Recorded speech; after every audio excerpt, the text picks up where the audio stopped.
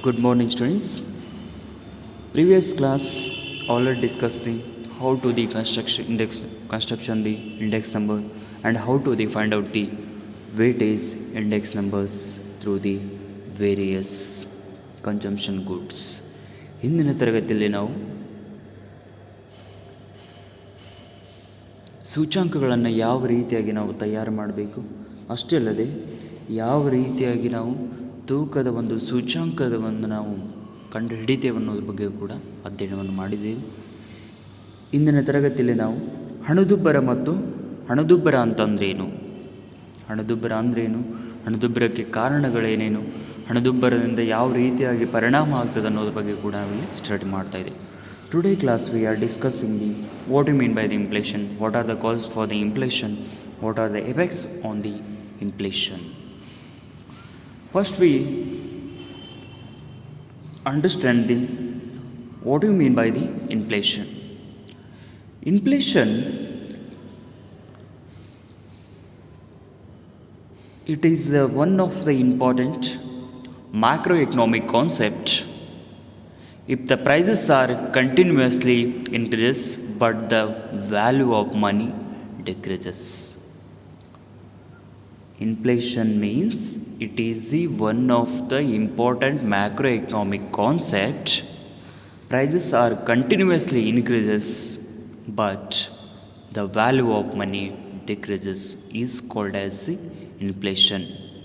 ಹಣದುಬ್ಬರ ಅಂತಂದರೆ ಇದು ಸಮಗ್ರ ಅರ್ಥಶಾಸ್ತ್ರದ ವಾಕ್ಯ ಆಗಿದ್ದು, ಸತತವಾಗಿ ಬೆಲೆಗಳು ಏರುತ್ತಾ ಹೋದಂತೆ ಹಣದ ಒಂದು ಮೌಲ್ಯವು ಕಡಿಮೆಯಾಗುವಂಥ ಒಂದು ಸ್ಥಿತಿಗೆ ನಾವು ಏನು ತಗೋತೀವಿ, ಹಣದುಬ್ಬರ ಅಂತ ಕರಿತಾ ಇದ್ದೇವೆ. In the time of the inflation, if the prices are continuously increases but prices cannot be suddenly rises. In the inflation, if the prices are increased but cannot be suddenly prices are the increase. ಇಲ್ಲಿ ಹಣದುಬ್ಬರ ಸಂದರ್ಭದಲ್ಲಿ ಆಗಿರ್ಬೋದು, ಹಣದುಬ್ಬರಕ್ಕೆ ನಾವೇನಂತ ಕರಿತೀವಿ, ಅತಿ ಪ್ರಸರಣ ಅಂತ ಕೂಡ ಕರಿತಾ ಇದ್ದೀವಿ. ಇಲ್ಲಿ ಅತಿ ಪ್ರಸರಣ ಸಂದರ್ಭದಲ್ಲಿ ಸತತವಾಗಿ ಬೆಲೆಗಳು ಏರುವಾಗ ದಿಢೀರನೆ ಹೆಚ್ಚಾದಂಥ ಬೆಲೆಯು ಆಗೋದಿಲ್ಲ. ಅವು ಏನಾಗ್ತವೆ ಅಂದರೆ ಹಂತವಾಗಿ ಏನಾಗ್ತವೆ ಅಂದರೆ ಬೆಲೆಗಳು ಕೂಡ ಏನಾಗ್ತವೆ, ಏರ್ಕೊತ ಹೋಗ್ತಾ ಇರ್ತವೆ. And in the inflation, prices are continuously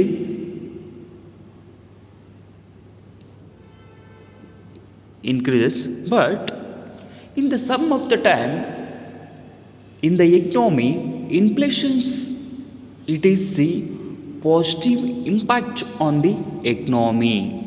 ಇಲ್ಲಿ ಅತಿ ಪ್ರಸರಣವು ಕೂಡ ಏನಾಗ್ತದಂದರೆ ಆರ್ಥಿಕತೆಯಲ್ಲಿ ಒಂದು ಧನಾತ್ಮಕವಾದಂಥ ಪರಿಣಾಮವನ್ನು ಬೀರಲಿಕ್ಕೆ ಕೂಡ ಏನಾಗ್ತದೆ, ಸಹಕಾರಿಯಾಗ್ತಾ ಇದೆ. ಯಾಕಂದರೆ ಇಲ್ಲಿ ಹಣದುಬ್ಬರ ಸಂದರ್ಭದಲ್ಲಿ ಜನರ ಬಳಿ ಇರುವಂಥ ಹಣವನ್ನು ಸರ್ಕಾರವು ಕೂಡ ಸಂಗ್ರಹಣೆ ಮಾಡಲಿಕ್ಕೆ ಏನಾಗ್ತದೆ ಅಂದರೆ ಒಂದು ರೀತಿಯಾದಂಥ ಒಂದು ಸಹಾಯ ಕೂಡ ಆಗ್ತದೆ. ಯಾಕಂದರೆ suppose in the when was created the inflation, when the prices are continuously increase and some of the rich peoples can having the more money, that time the inflations are the created. If the supply of money increases in the economy, automatically the inflation situation created, but this time more suffer to poor people. ಈ ಒಂದು ಸಂದರ್ಭದಲ್ಲಿ ಏನಾಗ್ತದೆ ಅಂದರೆ ಹಣದುಬ್ಬರ ಸಂದರ್ಭದಲ್ಲಿ ಬಡವರು ಏನು ಮಾಡ್ತಾರೆ ಅಂದರೆ ಈ ಒಂದು ಅತಿ ಪ್ರಸರಣ ಅಥವಾ ಹಣದುಬ್ಬರಕ್ಕೆ ಏನಾಗ್ತದೆ, ತುತ್ತಾಗ್ತಾ ಇರ್ತಾರೆ.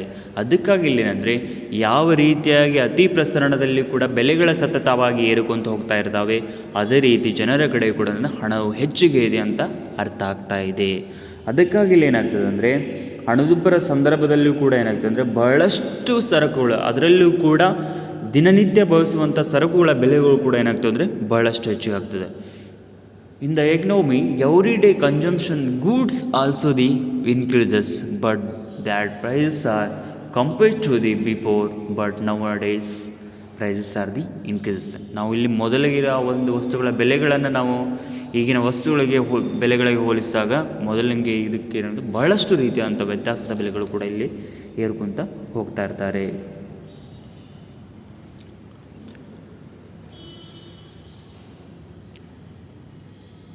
and in the inflation it is a continuous rise in the price level. It is continuous rise but not suddenly rises. In the inflation, if the price level continuously rises but not suddenly increases. ಇಲ್ಲಿ ಹಣದುಬ್ಬರಲ್ಲಿ ಏನಾಗ್ತದೆ ಅಂದರೆ ಬೆಲೆಗಳು ಸತತವಾಗಿ ಏರ್ಕೊಂತ ಹೋಗ್ತಾ ಇರ್ತಾವೆ, ಆದರೆ ದಿಢೀರನೆ ಎಲ್ಲ ಬೆಲೆಗಳು ಏನಾಗ್ತದೆ ಅಂದರೆ ದೊಡ್ಡ ಮಟ್ಟದಲ್ಲಿ ಏರಿಕೆ ಆಗೋದಿಲ್ಲ. If the prices are continuously rises but the value of money continuously decreases. ಯಾವಾಗ ಇಲ್ಲಿ ವಸ್ತುಗಳ ಬೆಲೆಗಳ ಏರ್ಕೊಂತ ಹೋಗ್ತಾ ಇರ್ತವೆ, ಅದೇ ರೀತಿ ಏನಾಗ್ತದೆ ಅಂದರೆ ಆ ಒಂದು ಹಣದ ಮೌಲ್ಯವು ಕೂಡ ಏನಾಗ್ತದೆ ಸತತವಾಗಿ ಇಳ್ಕೊತ ಹೋಗ್ತಾ ಇರ್ತದೆ. When the prices are continuously increase, it is called as the rising. Persistently nothing but the continuously increase in the economy, it is called as the inflation. Already I will given the definition. Inflation, if the prices are continuously rises but the value of money decreases, or the prices are persistently rising, it is known as the inflation. ಇಲ್ಲಿ ನಾನು ಹೇಳ್ತೀನಿ, ಅತಿ ಪ್ರಸರಣ ಅಂತಂದರೆ ಬೆಲೆಗಳು ಸತತವಾಗಿ ಏರಿಕೆ ಆಗುತ್ತಿದ್ದು ಹಣದ ಮೌಲ್ಯ ಕಡಿಮೆ ಆಗ್ತಾ ಇದ್ದರೆ ಆ ಒಂದು ಸಂದರ್ಭಕ್ಕೆ ಸನ್ನಿವೇಶಕ್ಕೆ ನಾವು ಏನು ಕರಿತೇವೆ ಅಂದರೆ ಹಣದುಬ್ಬರ ಅಂತ ಕರಿತಾ ಇದ್ದೇವೆ. ಅಷ್ಟೇ ಅಲ್ಲದೆ ಅಥವಾ ಬೆಲೆಗಳು ಸತತವಾಗಿ ಏರುತ್ತಿದ್ದರೆ ಅದಕ್ಕೆ ನಾವು ಅತಿ ಪ್ರಸರಣ ಅಂತ ಕೂಡ ಕರಿತಾ ಇದ್ದೇವೆ.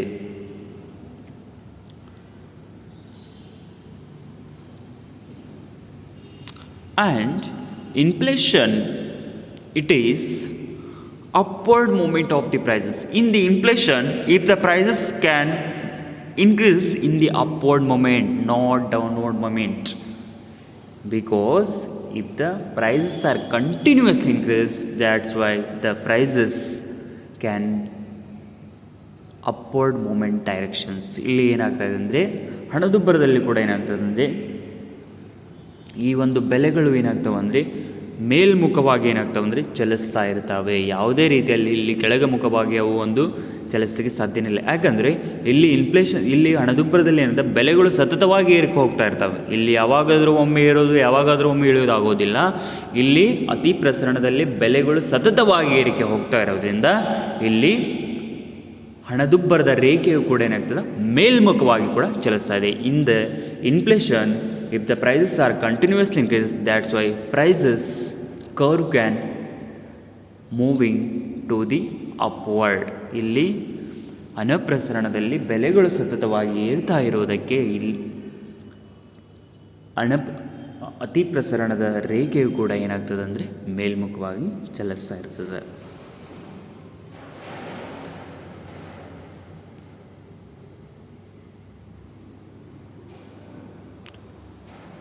Inflation is not in the price of the one commodity but an increase in the price level. If the inflations not only depend upon the price of the commodity but it is increase the price level. If the nothing but the in the inflation, if the price of the good cannot be increased but price level of the good can increase.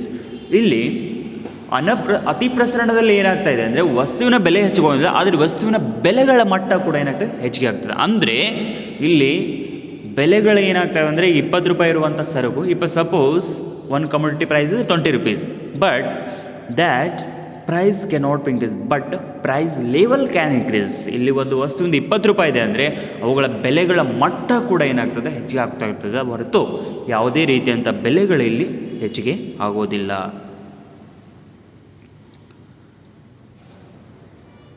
Already I will say, in the time of the inflation the value of money falling R the value of money decreases. ಇಲ್ಲಿ ಹಣದುಬ್ಬರದ ಸಂದರ್ಭದಲ್ಲಿ ಕೂಡ ಏನಾಗ್ತದೆ ಹಣದ ಮೌಲ್ಯವು ಕೂಡ ಕಡಿಮೆ ಆಕೋಂತ ಹೋಗ್ತದೆ. ಯಾವ ರೀತಿಯಾಗಿ ಇಲ್ಲಿ ಬೆಲೆಗಳ ಮಟ್ಟ ಹೆಚ್ಚಾಗಿ ಹೋಗ್ತಾ ಇರ್ತದೆ ಅದೇ ರೀತಿ ಕೂಡ ಏನಾಗ್ತದೆ ಅಂದರೆ ಇಲ್ಲಿ ಹಣದ ಮೌಲ್ಯವು ಕೂಡ ಏನಾಗ್ತದೆ ಕಡಿಮೆ ಆಗ್ತಾ ಇರ್ತದೆ. Inflation means rising prices and not high prices. In the inflation, if the prices are continuously rises but cannot be high prices. ಇಲ್ಲಿ ಅತಿ ಪ್ರಸರಣ ಅಂದರೆ ಬೆಲೆಗಳ ಹೆಚ್ಚಾಗೋದಲ್ಲ, ಬೆಲೆಗಳ ಮಟ್ಟ ಏನಾಗ್ತದೆ ಅಂದರೆ ಹೆಚ್ಚಾಗ್ತಾ ಹೋಗ್ತಾ ಇರ್ತವೆ. ಇಲ್ಲಿ ಒಮ್ಮೆಗೆ ಹೆಚ್ಚಿನ ಬೆಲೆಯ ವಸ್ತುಗಳ ಅಂತಂದಲ್ಲ, ಆ ವಸ್ತುವಿಗೆ ಹೆಚ್ಚಿನ ಬೆಲೆ ಅಂತಲ್ಲ, ಆ ವಸ್ತುವಿನ ಬೆಲೆ ಏನಾಗ್ತದೆ ಹೆಚ್ಚಾಗ್ತಾ ಇದೆ ಕಂಟಿನ್ಯೂಸ್ಲಿ. ಈಗ ಸಪೋಸ್ ಏನಾಗ್ತದೆ ಹೈ ಪ್ರೈಸ್ ಅಂದರೆ ಈ 20 ರೂಪೀಸ್ ಇರುವಂಥ ಒಂದು ಗೂಡ್ಸ್ ಏನು ಮಾಡ್ತದೆ ಅಂದರೆ 30 ರೂಪೀಸ್ಗೆ ಅವೈಲೇಬಲ್ ಆಗ್ತದೆ ಅಂತ ಹೈ ಪ್ರೈಸ್ ಆಗ್ತದೆ. ಬಟ್ ಇಲ್ಲಿ ಏನಾಗ್ತದೆ ಪ್ರೈಸ್ ಲೆವೆಲ್ ಏನಾಗ್ತದೆ ಅಂದರೆ 20 ಇದ್ದದ್ದು ಏನಾಗ್ತದೆ 22 ರೂಪೀಸ್ ಆಗ್ಬೋದು, ಆಮೇಲೆ 24 ಆಗ್ತದೆ, ಆಮೇಲೆ 26 ಆಗ್ತದೆ, ಆಮೇಲೆ 28 ಆಗ್ತದೆ, ಆಮೇಲೆ 30 ಆಗ್ಬೋದು. ಈ ರೀತಿಯಾಗಿ ಏನಾಗ್ತದೆ ಪ್ರೈಸ್ ಲೆವೆಲ್ ಏನಾಗ್ತದೆ ಅಂದರೆ ಇನ್ಕ್ರೀಸ್ ಆಗುವಂತ ಹೋಗ್ತಾ ಇರ್ತದೆ. ಅದಕ್ಕಾಗಲಿ ಅಂದರೆ in the inflation, if the prices cannot be increases but the price level increases, it's nothing but the if the goods prices can increases day to day but cannot be rising the price of the product. It is a every day. If suppose today price of the product can increase 2 rupees and tomorrow 2 rupees and continuously, but not suddenly increases. ಇಲ್ಲಿ ಏನಾಗ್ತದೆ ಅಂದರೆ ವಸ್ತುವಿನ ಬೆಲೆಗಳು ಏನಾಗ್ತವೆ ಅಂದರೆ ಸತತವಾಗಿ ಏರಿಕೆ ಹೋಗ್ತಾ ಇರ್ತವೆ. ಯಾವುದೇ ರೀತಿಯಾಗಿ ಇಲ್ಲಿ ಒಮ್ಮೆಗೆ ಏನಾಗ್ತದೆ ಅಂದರೆ ಈ ಒಂದು ವಸ್ತುಗಳ ಬೆಲೆಗಳು ಕೂಡ ಏನಾಗ್ತದೆ ಅಂದರೆ ಏರಿಕೆ ಆಗೋದಿಲ್ಲ. And next features of the inflation are the characteristics of the inflation, ಹಣದುಬ್ಬರದ ಒಂದು ಲಕ್ಷಣಗಳು. What are the features are the characteristics of inflation, ಹಣದುಬ್ಬರದ ಲಕ್ಷಣಗಳು. First one, inflation is related to the money. Inflation is related to the money. It is the first characteristics of the inflation. When was created the inflation? In the economy, if the money can circulate in the economy, that base the inflation created.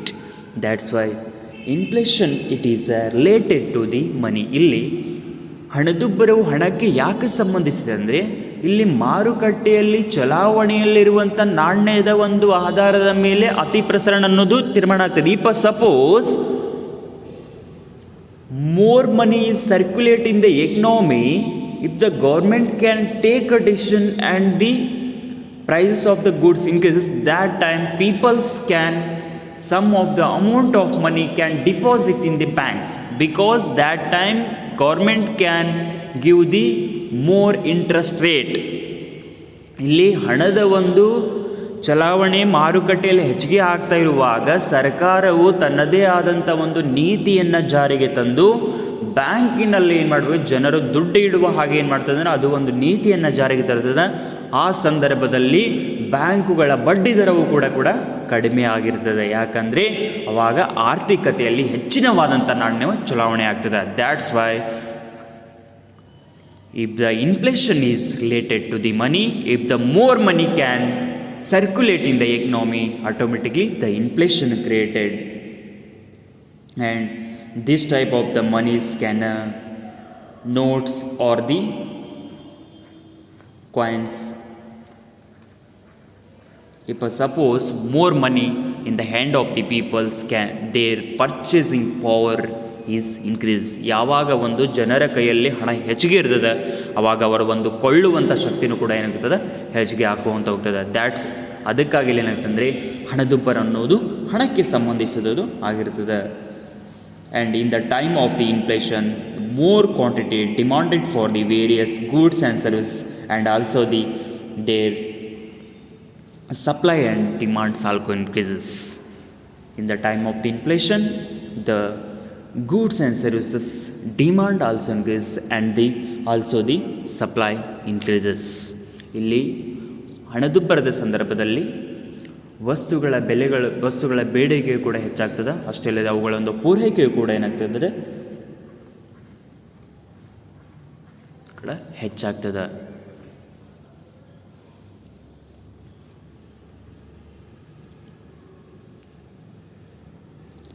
And next feature of the inflation. Inflation is the process of the rising price.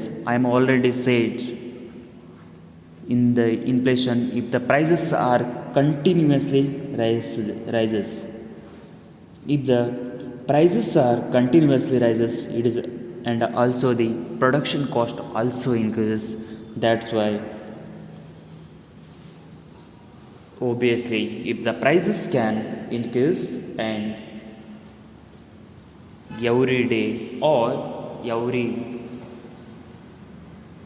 month, if the prices of commodity continuously increases and automatically the factors of production expenditure also increases and automatically production cost increases, and the production, when the production cost increases, it, that time the prices of the goods and service increases.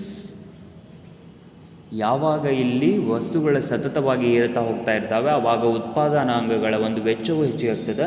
ಉತ್ಪಾದನಾಂಗಗಳ ವೆಚ್ಚವು ಹೆಚ್ಚಾದಾಗ ಉತ್ಪಾದನಾ ವೆಚ್ಚ ಹೆಚ್ಚಿಗೆ ಆಗ್ತದೆ. ಉತ್ಪಾದನಾ ವೆಚ್ಚ ಹೆಚ್ಚಿಗೆ ಆಗೋದ್ರಿಂದ ಏನಾಗ್ತದೆ ಅಂದರೆ ಇಲ್ಲಿ ಬೆಲೆಗಳ ಒಂದು ಮಟ್ಟವು ಕೂಡ ಏನಾಗ್ತದೆ ಹೆಚ್ಚಾಗ್ತಾ ಹೋಗ್ತಾ ಇರ್ತದೆ. And next feature of the inflation, a continuous upward movement in the price is in prices in inflation. In the one of the main characteristics of the inflation, a continually upward movement in the price is the inflation. ಅಂದರೆ ಇಲ್ಲಿ ಏನಾಗ್ತದೆ, ಹಣದುಬ್ಬರದಲ್ಲಿ ಏನಾಗ್ತದೆ ಅಂದರೆ ಸತತವಾಗಿಯೂ ಬೆಲೆಗಳು ಏನಾಗ್ತವೆ ಅಂದರೆ ಮೇಲ್ಮುಖವಾಗಿ ಕೂಡ ಚಲಿಸ್ತಾ ಇರ್ತವೆ. ಅಂದರೆ ಇಲ್ಲಿ ಬೆಲೆಗಳು ಏನಾಗ್ತವೆ ಸತತವಾಗಿ ಕೂಡ ಏರ್ತಾ ಇರೋದ್ರಿಂದ ಆ ಒಂದು ಹಣದುಬ್ಬರದ ಒಂದು ರೇಖೆಯು ಕೂಡ ಏನಾಗ್ತದೆ ಮೇಲ್ಮುಖವಾಗಿ ಚಲಿಸ್ತಾ ಇರ್ತದೆ. In the inflation, if the prices are continuously rising, that's why if the inflation can movement upward direction, ಇದು ಒಂದು ಮೇಲ್ಮುಖವಾಗಿ ಕೂಡ ಏನಾಗ್ತದೆ ಚಲಿಸ್ತಾ ಇರ್ತದೆ. ಯಾಕಂದರೆ ಆ ಒಂದು ವಸ್ತುಗಳ ಬೆಲೆಗಳು ಕೂಡ ಏನಾಗ್ತವೆ ಅಂದರೆ ಹೆಚ್ಚಾಗ್ತಾ ಹೋಗ್ತಾ ಇರ್ತದೆ. In the inflation, if the prices are continuously increase but cannot increase or decrease, increase or decrease, or the cannot be price can fluctuation in the economy if the prices can continuously in the time of the inflation. ಈ ಒಂದು ಹಣದುಬ್ಬರದ ಸಂದರ್ಭದಲ್ಲಿ ಯಾವುದೇ ರೀತಿಯಾಗಿ ಬೆಲೆಗಳು ಇಳಿದು ಆಗೋದಿಲ್ಲ. ಇಲ್ಲಿ ಬೆಲೆಗಳು ಸತತವಾಗಿ ಏನಾಗ್ತದೆ ಏರ್ತಾ ಇರ್ತವೆ, ಏರಿಳಿತ ಇರೋದಿಲ್ಲ. ಯಾವುದೇ ರೀತಿಯಾಗಿ ಬೆಲೆಗಳಲ್ಲಿ ಏರಿಳಿತ ಇರೋದಿಲ್ಲ ಹಣದುಬ್ಬರದ ಸಂದರ್ಭದಲ್ಲಿ ಏನಾಗ್ತದೆ ಅಂದರೆ ಇಲ್ಲಿ ಬೆಲೆಗಳು ಸತತವಾಗಿ ಏರ್ತಾ ಹೋಗ್ತಾ ಇರ್ತವೆ. ಇಲ್ಲಿ ಬೆಲೆಗಳು ಸತತವಾಗಿ ಏರ್ತಾ ಹೋದಾಗ ಒಮ್ಮೆಗಿಲೆ ಬೆಲೆಗಳು ಏರೋದಿಲ್ಲ. ಬೆಲೆಗಳು ಏನಾಗ್ತವೆ ಅಂದರೆ ಸತತವಾಗಿ ದಿನದಿಂದ ದಿನಕ್ಕೆ ಆಗಿರ್ಬೋದು, ತಿಂಗಳಿಂದ ತಿಂಗಳಿಗೆ ಏನಾಗ್ತದೆ ಅಂದರೆ ಆ ಒಂದು ಬೆಲೆಗಳು ಏರ್ತಾ ಹೋಗ್ತಾ ಇರ್ತವೆ. If the price level can be increase but cannot be the high prices. ಇಲ್ಲಿ ವಸ್ತುಗಳ ಬೆಲೆಗಳ ಮಟ್ಟ ಹೆಚ್ಚಿಗೆ ಆಗ್ತಾ ಇದೆ ಹೊರತು ಆ ಒಂದು ವಸ್ತುಗಳ ಬೆಲೆಗಳು ಹೆಚ್ಚಿಗೆ ಆಗ್ತಾ ಇಲ್ಲ. ಯಾಕಂದರೆ ಇಲ್ಲಿ ವಸ್ತುಗಳ ಬೆಲೆಗಳ ಹೆಚ್ಚಿಗೆ ಆಗೋದಂದರೆ ಒಮ್ಮೆಗಲೇ ಬೆಲೆಗಳ ಬೆಲೆ, ಈಗ ಸಪೋಸು 30 ರೂಪೀಸ್ ಪ್ರಾಡಕ್ಟ್ ಇರುವಂಥದ್ದು ನನಗೆ 40 ರೂಪೀಸ್ ಆಗ್ತಾಯಿದೆ ಅಂದರೆ ಅಲ್ಲಿ ಹೈ ಪ್ರೈಸ್ ಅಂತೀವಿ. ಅದೇ ರೀತಿ 30 ರೂಪೀಸ್ ಒಂದು ಪ್ರಾಡಕ್ಟ್ ನನಗೆ 2 ರೂಪೀಸ್ ಸಿಗ್ತಾ ಇದೆ ಅಂದರೆ ಅಲ್ಲಿ ಪ್ರೈಸ್ ಲೆವೆಲ್ ಇನ್ಕ್ರೀಸ್ ಆಗ್ತಾ ಇದೆ ಅಂತ ಅರ್ಥ. ಅದಕ್ಕಾಗಿಲ್ಲ ಅಂದರೆ ಇಲ್ಲಿ in the inflation price level can be increase but cannot be the prices can increase. ಇಲ್ಲಿ ಬೆಲೆಗಳ ಮಟ್ಟ ಹೆಚ್ಚಿಗೆ ಆಗ್ತಾ ಇದೆ, ಬೆಲೆಗಳು ಹೆಚ್ಚಾಗ್ತಾ ಇಲ್ಲ.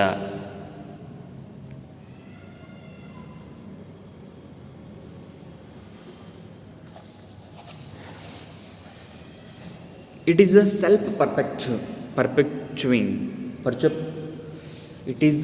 self-perpetuating ಅಂದರೆ ಇಲ್ಲಿ in the inflation it is created on the own way in the time of the supply of money increases in the economy. ಇಲ್ಲಿ ಏನಾಗ್ತಾ ಇದೆ ಅಂದರೆ ಹಣದುಬ್ಬರಲ್ಲಿ ಕೂಡ ಏನಾಗ್ತದೆ ಅಂದರೆ ಸತತವಾಗಿ ಏನಾಗ್ತದೆ ಅಂದರೆ ತನ್ನದೇ ಆದಂಥ ಸ್ವಂತಿಕೆಯಿಂದ ಒಂದು ಹಣದುಬ್ಬರ ಏನಾಗ್ತದೆ ಏರ್ತಾ ಹೋಗ್ತಾ ಇರ್ತದೆ. ಯಾಕಂದರೆ ಯಾವಾಗ ಒಂದು ಆರ್ಥಿಕತೆಯಲ್ಲಿ ಹಣದ ಪೂರೈಕೆ ಹೆಚ್ಚಾಗ್ತಾ ಇರ್ತದೆ ಅವಾಗ ವಸ್ತುಗಳ ಬೆಲೆಗಳು ಕೂಡ ಏನಾಗ್ತವೆ ಹೆಚ್ಚಿಗೆ ಹಾಕ್ಕೊತ ಹೋಗ್ತವೆ. ಅದಕ್ಕಾಗಿ ಇಲ್ಲಿ ಅಂದರೆ ಯಾವಾಗಲೂ ಅದು ಕೂಡ ತನ್ನ ಸ್ವಂತಿಕೆಯಿಂದ ಕೂಡ ಏನಾಗ್ತದೆ ಸತತವಾಗಿ ಏರ್ತಾ ಹೋಗ್ತಾ ಇರ್ತದೆ. The upward movement of the prices are the irreversible. ಇಲ್ಲಿ ಮೇಲ್ಮುಖವಾಗಿ ಚಲಿಸುವಂಥ ಬೆಲೆಗಳು ಕೂಡ ಏನಾಗ್ತವೆ ಯಾವುದೇ ರೀತಿಯಾಗಿ ಮರಳಿ ಅವು ಏನಾಗ್ತದೆ ಅಂದರೆ ಇಳಿಮುಖವಾಗೋದಿಲ್ಲ. ಕಂಟಿನ್ಯೂಸ್ಲಿ ಅವು ಏನಾಗ್ತವೆ ಅಂದರೆ ಇನ್ಕ್ರೀಸ್ ಆಗ್ತಾ ಇರ್ತವೆ. The upward movement of price cannot be irreversible. It is one of the important futures of the inflation. If the prices movement cannot be irreversible because prices can be continuously rising, cannot be increase or decreasing, and it results in the falling the value of money.